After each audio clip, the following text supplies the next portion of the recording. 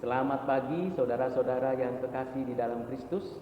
Salam damai sejahtera di dalam nama Tuhan kita. Pada hari ini saya akan menyampaikan renungan hati saya di dalam seri Renungan Natal. Topik yang akan saya sampaikan adalah awal kabar baik. Mari sebelum kita mendengarkan firman Tuhan dan menyampaikan pemikiran, pengalaman dan refleksi saya, kita berdoa memohon belas kasihan dan bimbingan dari Roh Kudus. Mari kita berdoa.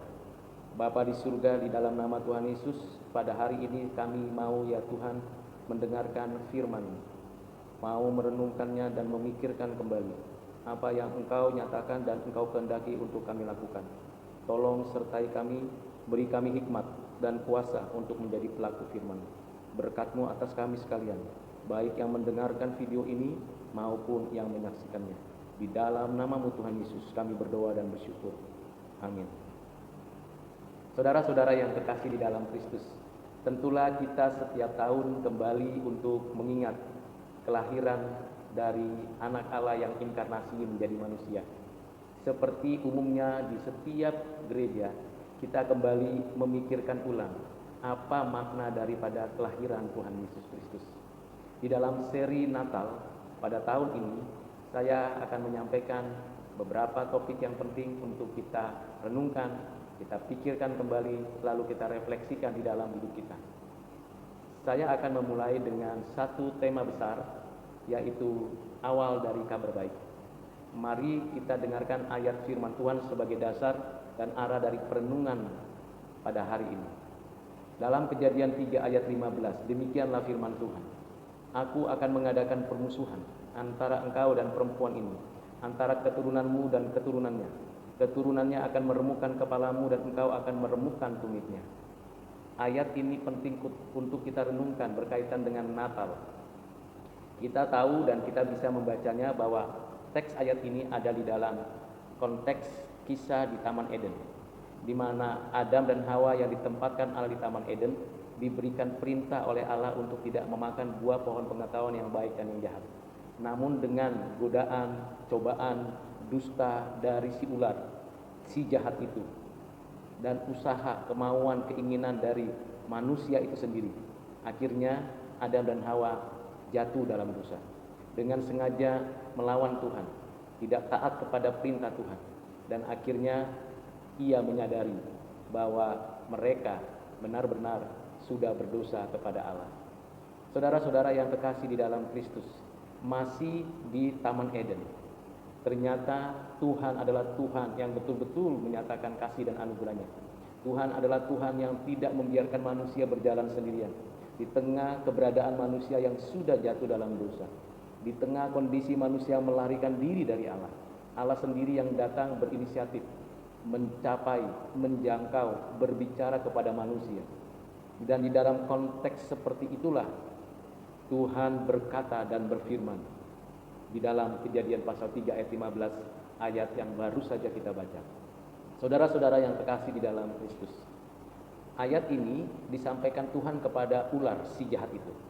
Namun kita tahu isi dari ayat ini memiliki makna yang mendalam, menjadi arah dari apa yang akan kita lihat, baca, perhatikan di dalam seluruh Alkitab, bahwa ada satu pribadi yang akan dilahirkan di bumi ini dari seorang perempuan, yang mana perempuan ini akan mengandung dari Roh Kudus, dan kemudian anak itu dibesarkan di dalam kebenaran, kasih, karunia, dan pimpinan dan kepenuhan dari Roh Kudus.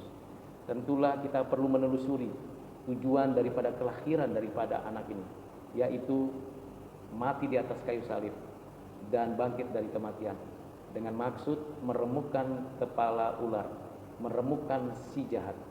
Di dalam Kejadian pasal 3 ayat 15 ini ada dua kata kunci. Yang pertama adalah permusuhan, dan yang kedua adalah meremukkan. Kata permusuhan, di mana kata itu muncul di dalam relasi antara ular si jahat dengan perempuan yang mewakili manusia. Yang kedua, permusuhan antara keturunan atau pengikut si ular si jahat ini dengan keturunan manusia keturunan dari perempuan ini. Karena kita tahu arti perempuan adalah ibu dari semua makhluk hidup. Jadi ini adalah permusuhan personal individu dan permusuhan komunitas. Permusuhan yang dimaksud bukan masalah kebencian saja, tetapi antara gelap dan terang. Tidak mungkin bersatu antara yang jahat dengan yang benar, antara yang buruk dengan yang baik. Tidak mungkin ada kesatuan, persekutuan, dan kebersamaan. Ini permusuhan yang dinyatakan Tuhan. Aku yang mengadakan permusuhan itu. Jadi permusuhan ini bukan dimulai atau dilakukan oleh pihak si jahat ataupun pihak perempuan, yaitu manusia. Permusuhan ini dinyatakan Tuhan. Tuhan yang menyatakan, Tuhan yang mengadakan. Suatu fakta di dalam konteks saat ini. Yang jahat tidak pernah bersatu bersama dengan yang baik. Yang benar tidak mungkin bersatu dengan yang jahat, yang tidak benar, yang dusta adanya. Permusuhan ini menimbulkan peperangan tentunya. Peperangan rohani, bukan hanya sekedar pengertian peperangan jasmani. Peperangan antara satu individu dengan individu. Peperangan antara satu komunitas dengan komunitas. Tetapi yang lebih mendalam lagi adalah peperangan rohani.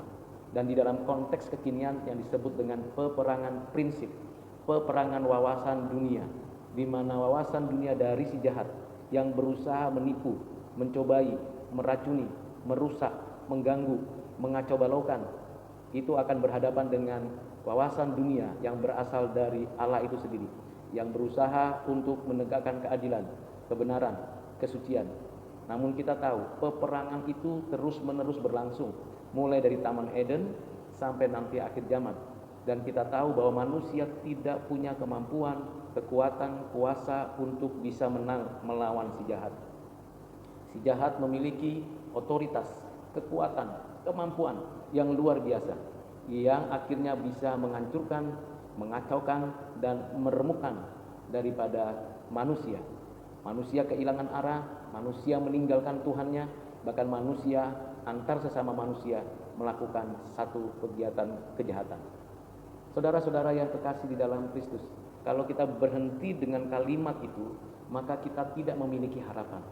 Manusia tidak memiliki harapan di dalam hidupnya, karena si jahat pasti menang. Si jahat pasti mengalahkan manusia. Si jahat pasti akan menguasai manusia.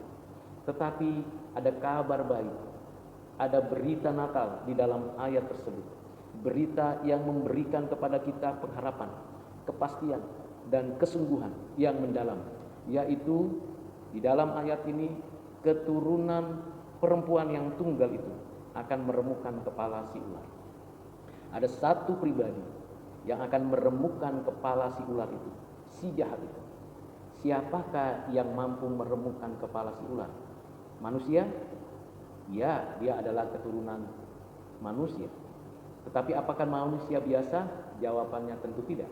Karena manusia biasa, manusia yang sudah tercemar dosa, manusia yang sudah rusak total, manusia yang masih mengandalkan kekuatan sendiri, manusia yang berada di dalam pengaruh dusta, kekuasaan, dan kekuatan dari si jahat, pasti tidak akan mampu meremukkan kepala si ular. Bersahabat dengan si ular, iya. Berteman, berkawan, bahkan menyembah si ular mungkin terjadi. Dan itu sudah terjadi sepanjang ribuan tahun sampai saat ini. Siapakah seseorang yang mampu meremukkan kepala ular, yang mewakili kita, tetapi juga mempunyai otoritas, mempunyai kuasa, mempunyai kekuatan yang melampaui si ular itu? Kita akan membaca dan mengertinya bahwa dia adalah anak Allah yang tunggal, Tuhan kita Yesus Kristus yang inkarnasi. Dia inkarnasi, dia beserta dengan kita, Immanuel. Tuhan menyatakan dirinya melalui karya ciptaannya, melalui firman-Nya. Tuhan juga menyatakan dirinya secara khusus melalui anaknya yang tunggal, Tuhan Yesus Kristus.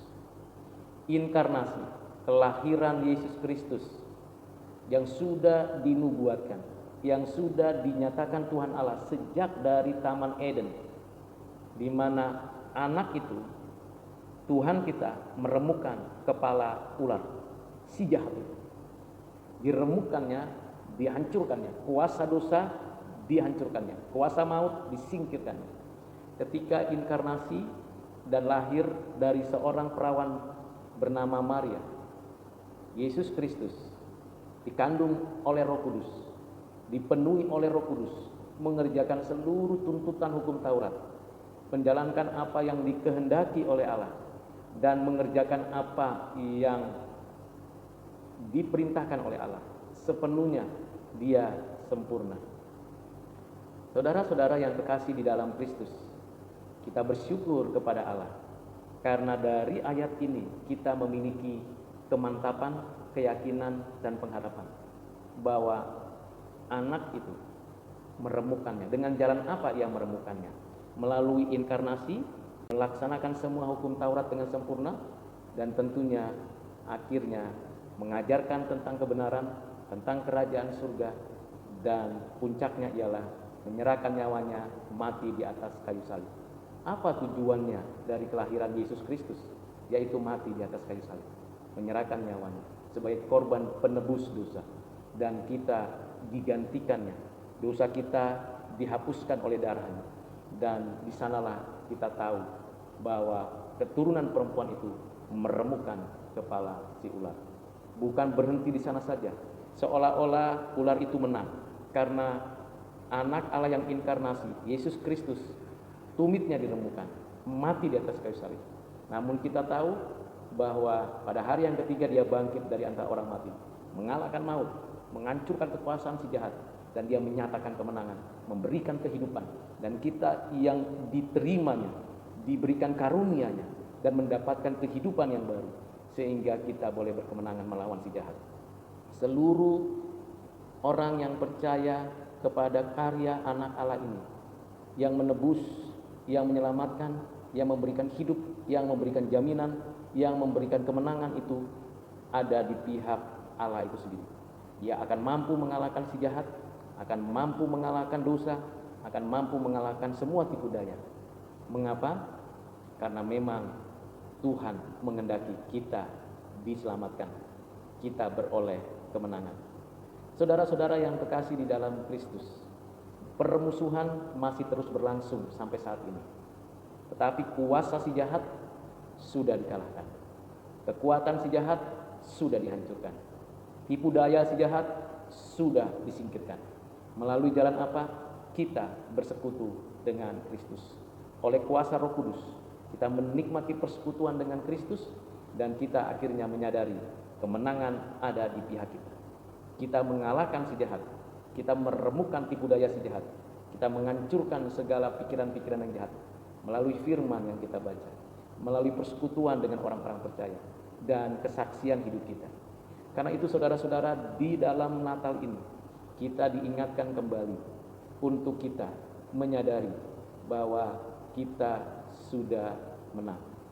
Bukan dengan kekuatan sendiri, bukan dengan kemampuan sendiri atau pengetahuan yang ada pada kita, tetapi karena anak Allah telah meremukkan si jahat. Anak Allah telah mengalahkan si jahat. Kebenaran itu memerdekakan kita.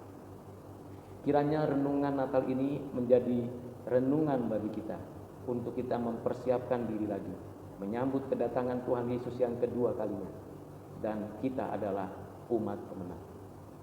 Mari saudara-saudara yang terkasih di dalam Kristus, kita berdoa memohon kiranya Bapa di surga dengan belas kasihan-Nya dan kekuatan Roh Kudus serta penyertaan Kristus memberikan kita kemenangan setiap hari di hari Natal ini dan sampai selama-lamanya.